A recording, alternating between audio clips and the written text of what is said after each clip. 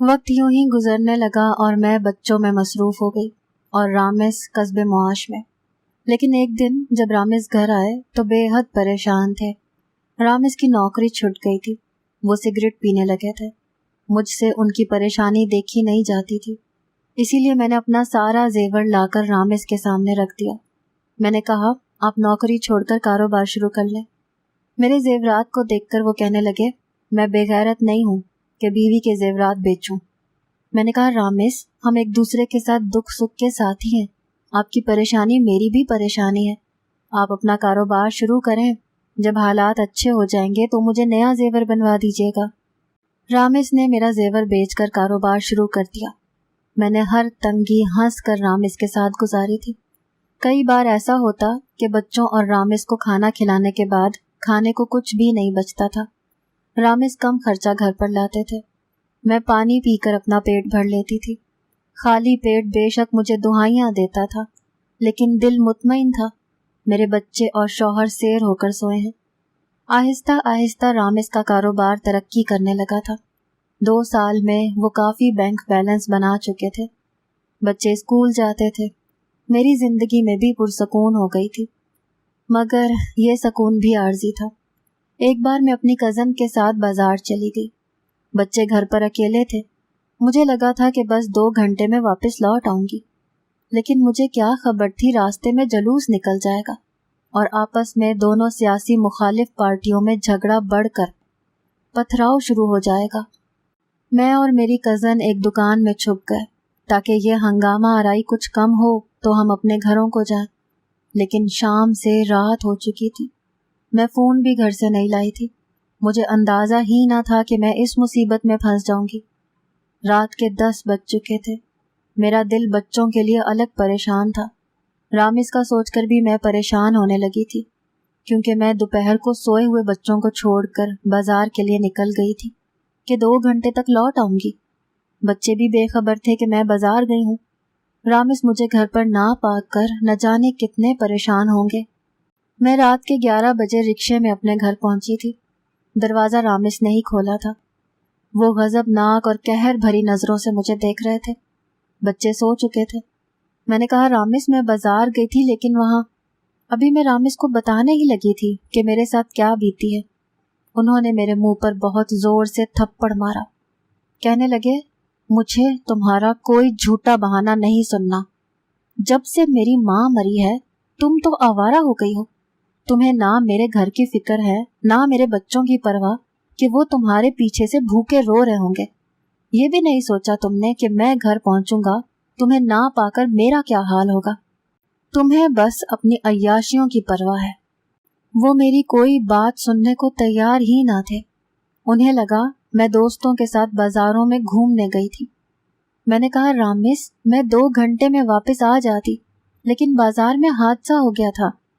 لیکن وہ اتنے غصے میں تھے کہ میری کوئی بھی وضاحت سننے کو تیار نہ تھے۔ کہنے لگے، دفع ہو جاؤ میرے گھر سے، جاؤ انہی سہیلیوں کے ساتھ رہو جن کی سنگت کی خاطر نہ تمہیں میرے گھر اور بچوں کی پرواہ ہے نہ میری فکر ہے۔ رات کے 11 بج رہے تھے اور رامز مجھے گھر کے اندر آنے نہیں دے رہے تھے، مجھے باہر کی طرف دھکیلنے لگے۔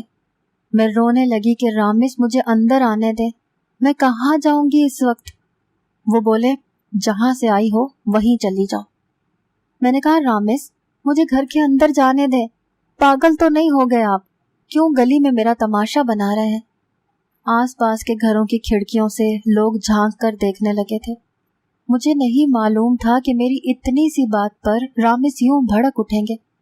کہنے لگے، تمہیں مجھ سے بات کرنے کی تمیز ہی نہیں ہے، تم مجھے پاگل کہہ رہی ہو؟ یہ عزت ہے تمہاری نظر میں میری؟ میں بتاتا ہوں تمہیں کہ پاگل پن کسے کہتے ہیں۔ وہ بے حد غصے میں تھے۔ میں سوچ ہی رہی تھی کہ رامز سے ہاتھ جوڑ کر معافی مانگ لوں، مگر انہوں نے تو بات ہی ختم کر دی۔ کہنے لگے، میں رامز وجاہت علی اپنے پورے ہوش و حواس میں تمہیں طلاق دیتا ہوں ثنا۔ الفاظ تھے یا میرے لیے موت کا پیغام۔ یکمشت ہی رامز نے مجھے 3 بار طلاق دے دی۔ میں اس اذیت کی متحمل ہی نہ تھی۔ میرا سر بری طرح سے چکرا گیا और मैं वहीं बेहोश होकर गिर गई।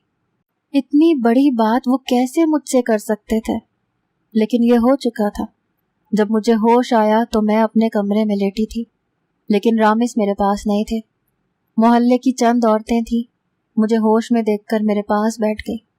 कहने लगी, बहुत बुरा हुआ जो भी हुआ, लेकिन तुम्हें भी अपने घर बच्चों का सोचना चाहिए था। अब तो खैर पानी ही सर से ऊपर हो चुका है। मैं तो किसी पत्थर के मुजस्मे की तरह से गुमसुम सी हो गई थी। जिंदगी के 12 साल मैंने रामिस की ही तो मानी थी। कब मैं उनके खिलाफ चली थी? बस आज पहली बार ही मैं बाजार गई थी। पहली बार मुझसे गलती हुई थी। मुझे रामिस को फोन करना चाहिए था, उन्हें बताना चाहिए था, लेकिन मुझे ये नहीं मालूम था कि औरत की एक गलती भी मर्द को नाकाबिले कबूल होती है। वो औरत की सारी कुर्बानियों को फरामोश कर देता है, बस उसकी एक गलती को याद रखता है। कितनी बड़ी सजा रामिस मुझे दे चुका था। मेरी पत्थर आंखों से आंसू बहने लगे। कुछ ही देर में मेरे भाई वहां पहुंच गए। मुझे कमरे के बाहर लड़ने झगड़ने की आवाजें आने लगी। मेरे भाई रामिस को बुरा भला कह रहे थे, लेकिन मुझे रामिस की जवाब में कोई आवाज नहीं आई थी। फिर मेरे भाई मेरे कमरे में आ गए। भाई काफी गुस्से में थे। मुझसे कहने लगे, चलो हमारे साथ। मैं उठकर भाई के साथ लगकर रोने लगी। मैंने कहा, भाई मेरा घर बर्बाद हो गया। रामिस ने मेरी एक भी बात नहीं सुनी। मैंने जानबूझकर देर नहीं की थी। मैं जलूस और हंगामा आराई की वजह से फंस गई थी। मेरे भाई ने मुझे साथ लगाए तसल्ली दी, तुम अब उस शख्स का नाम भी मत लो हमारे सामने। भाई मुझे अपने साथ लगाए बाहर ले गए। सहन में ही रामिस शर्मिंदा सा खड़ा था। मैंने एक नजर उस पर डालकर हटा ली। एक पल ही तो लगा था रामिस को महरम से ना महरम होते हुए। मेरी सिसकियां नहीं रुक रही थी। मेरे भाई जब मुझे मेन दरवाजे तक लेकर जाने लगे तो मैंने कहा, भाई मेरे बच्चे, मैं अकेली कैसे जा सकती थी? भाई ने कहा, वो अपने बाप की औलाद है, वही उन्हें पालेगा, तुम चलो हमारे साथ। ये बात तो मुझ पर दोहरी कयामत बनकर टूटी थी। मेरा घर उजड़ गया था, मेरे बच्चे भी मुझसे बिछड़ गए थे। वो कैसे मेरे बिना रह सकते थे? मैं कैसे अपने बच्चों के बिना रह सकती थी? मैंने कहा, भाई मेरे साथ ये जुल्म मत करें, मैं अपने बच्चों के बगैर नहीं रह सकती। लेकिन भाई मुझे जबरदस्ती अपने साथ ले गए। मैं मैके जाकर भी रोती ही रहती। मेरे वालिदैन हयात ना थे, 2 बड़े भाई और भाभियां ही थी। जब मैं उनके बच्चे देखती तो मेरे दिल में अपने बच्चों के लिए माहिए बेआब की तरह तड़पने लगती। मैं बिलक बिलक कर रोने लगती। पता नहीं मेरे बच्चों ने कुछ खाया भी था कि नहीं। छोटी बेटी बस 4 बरस की थी, वो तो मेरे बिना एक पल नहीं रहती थी। दोनों बेटे भी मुझसे बहुत अटैच थे। 1 माह गुजर गया था, लेकिन मेरे आंसू खुश्क नहीं होते थे। मुझे पल पल अपना घर याद आता था। एक बार मेरी भाभी मेरे भाई से कह रही थी, सना अभी जवान है, उसकी शादी हो सकती है। आप लोग अब ये ना समझना कि जिंदगी भर वो यहीं हमारे घर में बैठी रहेगी। भाभी की बात ने मेरा दिल दहलाया था। मैं अब किसी भी मर्द को अपनी जिंदगी में शामिल नहीं करना चाहती थी। भाई भाभी से कहने लगा, अभी चुप रहो, हमने अभी ऐसा कुछ नहीं सोचा। मैं भी यही सोच रही थी कि भाई को मना कर दूंगी कि मुझे किसी से शादी नहीं करनी। 1 माह बाद मुझे एक अननोन नंबर से कॉल आई। मैंने फोन उठाया तो मेरा बड़ा बेटा वसी था। कहने लगा, मम्मी राबेल को बहुत तेज बुखार है, आप प्लीज घर आ जाएं। वसी की बात सुनकर तो मेरा दिल तड़प सा गया था। मेरी बच्ची को बुखार था। मैं अगर ये बात भाई से कहती तो वो मुझे कभी भी जाने ना देते। मैंने वसी से पूछा कि तुम्हारे बाबा कहाँ हैं, तो वो कहने लगा, वो घर पर नहीं है मम्मा, आप घर आ जाए। मैं भी उन दिनों बीमार ही अपने कमरे में पड़ी रहती थी, इसीलिए भाभी से ये कहकर घर से निकल गई कि डॉक्टर के पास जा रही हूँ, लेकिन गई अपने घर थी। दरवाज़ा वसी ने ही खोला था। मेरे 3 बच्चे सहन में ही थे। मुझे देखकर मेरे साथ लिपट गए, रोने लगे। मैंने राबेल को गोद में भर लिया, अपने सीने से लगा लिया। वो बुखार में तप रही थी। मैंने कहा, रिक्शा बाहर खड़ा है, तुम तीनों मेरे साथ चलो। मैं तुम लोगों के बिना नहीं रह सकती। मैं कोई नौकरी कर लूंगी, कुछ भी कर लूंगी, तुम लोगों का खर्च खुद उठा लूंगी, लेकिन तुम लोगों के बिना नहीं रह सकती मैं। अभी मैं बच्चों से बात ही कर रही थी जब एक कमरे से रामेश बाहर निकल आए। शेव बड़ी हुई थी, आंखें सूजी हुई थी, बिखरी सी हालत में, पहले से बहुत कमजोर लग रहे थे। मेरे बच्चे भी मुरझाए हुए थे। रामेश को देखकर मैं चुप सी हो गई थी। मैंने फौरन से अपनी नजरें बदल ली। बेशक मेरा उनसे शरई कोई रिश्ता न था, लेकिन मेरा दिल तो अब भी उन्हीं के नाम से धड़कता था। 12 साल का साथ था, कोई छोटी बात तो नहीं होती। मैंने बिना उनकी तरफ देखे कहा, मैं अपने बच्चे ले जाना चाहती हूँ, मैं इनके बगैर नहीं रह सकती। मैंने आंसुओं बहाते गुलूगीर लहजे में उनसे कहा था। वो मेरे पास आ गए, कहने लगे, मेरे बगैर रह सकती हो। रामेश का लहजा भी भीगा हुआ था। मैंने बरजस्ता उनकी तरफ देखा तो वो आंसू बहा रहे थे। मेरे सामने हाथ जोड़ कर फूट फूट कर रोने लगे। सना, मुझे माफ कर दो। वो रोते हुए मुझसे माफी मांगने लगे, लेकिन मैं उनकी माफी का क्या करती? क्या माफी मांगने से वक्त का पहिया पीछे जा सकता था? क्या तलाक जैसे लफ्जों का अजाला हो सकता था? वो मेरे लिए ना महरम से महरम बन सकते थे? मेरा हंसता मुस्कुराता घर और उसकी खुशियां मुझे वापस मिल सकती थी? नहीं, कुछ भी तो नहीं हो सकता था। मैंने कहा, आपकी माफी मुझे मेरा घर और घर हस्ती नहीं लौटा सकती। आपने मुझे बर्बाद कर दिया। एक बार अगर मेरी बात सुन लेते तो मैं भी आपको गलत नहीं लगती। मेरी बात पर उन्होंने मेरी तरफ देखा था। कहने लगे, मेरी एक बात एक बार सुन लो, शायद इस मसले का कोई हल निकल आए। मैंने कहा, इसका कोई हल नहीं है रामेश, बस अब मेरे बच्चे मुझे दे दो, मैं इन्हें अपने साथ रखना चाहती हूँ। मैं बच्चों को अपने साथ लेकर बाहर जाने लगी, लेकिन रामेश ने मुझे बाजू से पकड़कर रोका। नहीं अस्मा, मैं तुम्हें यूं जाने नहीं दे सकता जब तक तुम मेरी बात ना सुन लो। वो मुझे जबरदस्ती अपने साथ कमरे में ले गए, दरवाजा भी बंद कर दिया। पहली बार तन्हाई में मुझे रामेश से खौफ सा महसूस हुआ था। मैंने कहा, ये आप क्या कर रहे हैं? मैं आपकी कुछ नहीं लगती। लेकिन वो कुछ भी सुनने को तैयार ना थे। कहने लगे, मैं मर जाऊंगा तुम्हारे बगैर सना, बहुत मोहब्बत करता हूँ तुमसे। पता नहीं मुझे उस वक्त क्या हो गया था, मुझे माफ कर दो। देखो, मेरी बात सुनो, हमारे पास एक रास्ता है जिससे हम फिर से एक हो सकते हैं। मैंने कहा, ऐसा कोई रास्ता नहीं है। वो कहने लगे, अगर तुम हलाले के लिए मान जाओ। ये सुनकर तो मैं रामेश की शक्ल ही देखती रह गई थी। कुर्बानी के लिए उन्हें मैं ही मिली थी। मैंने उन्हें ताज्जुब से देखकर कहा, रामेश, बेशक मेरा आपसे कोई रिश्ता नहीं रहा, लेकिन मैं किसी दूसरे मर्द का तसव्वुर भी नहीं कर सकती। इसीलिए बेहतर यही है कि आप मुझे मेरे बच्चे दे दें। मैं अपनी जिंदगी बच्चों की खातिर तन्हा गुजार लूंगी। वो कहने लगे, तुम्हें क्या लगता है तुम्हारे भाई मेरे बच्चों को पालेंगे? नहीं सना, वो तुम्हारी शादी किसी और से करवा देंगे। तुम्हें यकीन नहीं आता तो बेशक पूछ लो उनसे। ये कहकर उन्होंने मेरे दोनों हाथ पकड़ लिए। मुझे एक करंट सा लगा था। मैं अपने हाथ उनके हाथों से खींचने लगी। वो कहने लगे, बहुत मोहब्बत करता हूँ तुमसे। तुम क्या समझती हो, मेरे लिए आसान है कि तुम्हें किसी और के साथ देख सकूं? मैं तो मर जाऊंगा सना, मेरे बच्चे यतीम हो जाएंगे, मेरा घर टूट जाएगा। सब कुछ ठीक हो सकता है अगर तुम बस ये आखिरी कुर्बानी दे दो, हमारा घर बच सकता है। फिर कहने लगे, मैं एक हलाला सेंटर को जानता हूँ, वहाँ की खातून हलाला करवाती है। असद की बात पर मेरा दिल नहीं मान रहा था। मेरे बच्चों के रोते चेहरे मेरे सामने थे। एक माह में कुमला कर रह गए थे। मेरी बच्ची बीमार थी। भाभी को भी मैंने ये कहते सुना था कि अपनी बहन का दूसरा बंदोबस्त करो। मेरे पास अपना घर बचाने का दूसरा कोई रास्ता न था।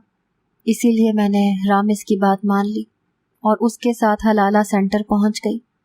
मैं होटल के कमरे में बेतासुर बैठी थी।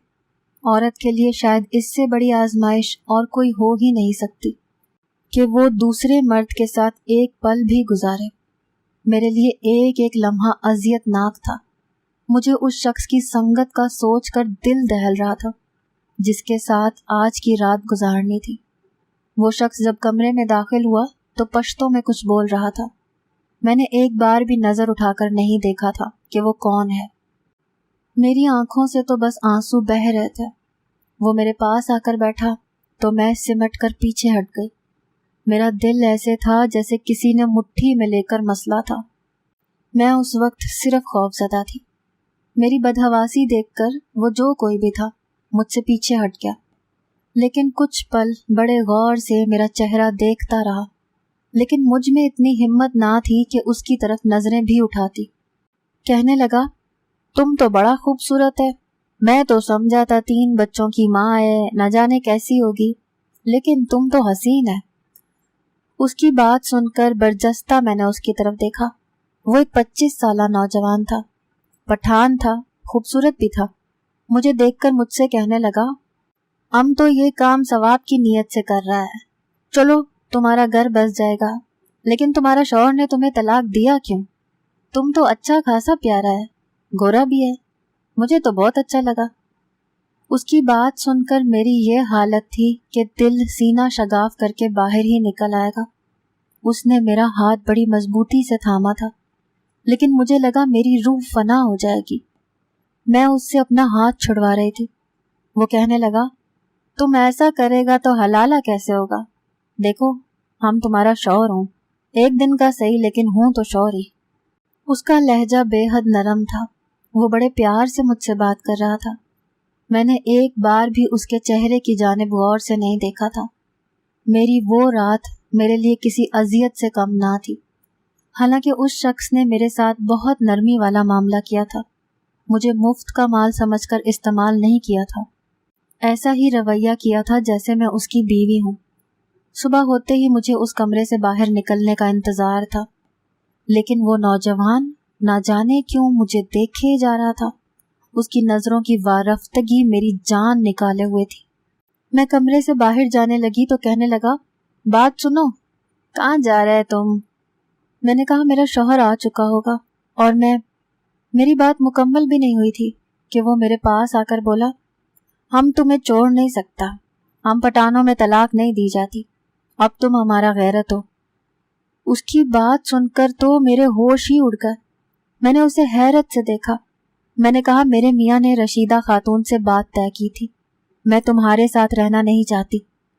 میری بات سن کر وہ کہنے لگا، رشیدہ خاتون کون ہوتا ہے بات طے کرنے والا؟ مجھے تم پسند آ گیا ہے، ہم خوش ہیں، تم نے بھی ہم سے رضامندی سے نکاح کیا ہے، پھر حلالہ ایسے نہیں ہوتا ہے جیسے رشیدہ خاتون کہتا ہے، وہ سب زنا کے زمرے میں آتا ہے۔ میں نے ایک مولوی کو کہتے سنا تھا، اگر حلالہ کی نیت سے نکاح کر کے تعلق قائم کرو تو وہ زنا ہے۔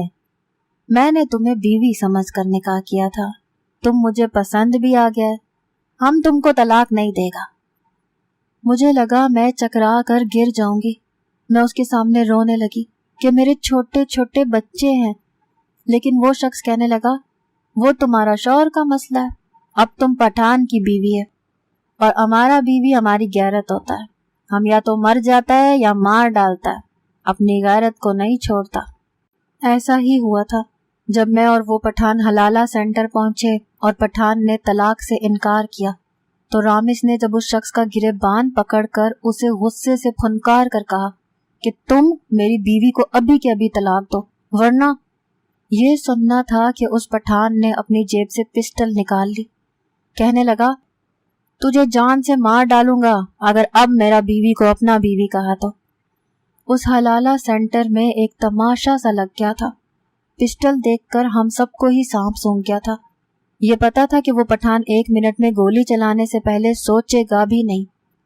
وہ مجھے اپنے ساتھ پشاور لے گیا، میرا خیال بھی رکھتا، میرے ساتھ رویہ بھی اچھا رکھتا تھا، اپنے گھر والوں کو میرے خلاف بولنے بھی نہیں دیتا تھا، لیکن میں اپنے دل کا کیا کرتی جو ہر وقت اپنے بچوں میں اٹکا رہتا تھا۔ میری دوسری شادی کو 5 سال گزر گئے ہیں۔